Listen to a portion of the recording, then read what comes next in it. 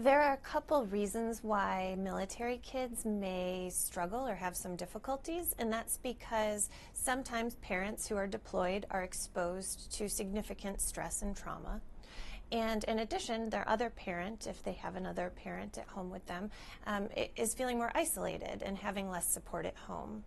And then in addition to difficulties that parents might be having, the kids themselves may have to cope with things like moving to a new school or worrying about the welfare of their parent who's deployed. So for these two reasons, we want to make sure that we can help kids and give them as much support as they need. One thing we know about parenting is that when a parent is deployed and they return back from Iraq or Afghanistan, there's a little bit of a readjustment period. It's normal.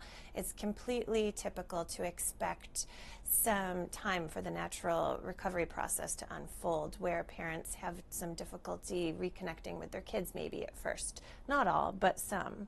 So for example, if you're exposed to a lot of stress or trauma when you're in Iraq or Afghanistan, that becomes your perception of what's considered really stressful, whereas your child might find it really stressful that he or she has to go to bed at a certain time. And so that might be hard to relate to that kind of a temper tantrum. When you who've been deployed think of life or death as more your idea of what would warrant a temper tantrum.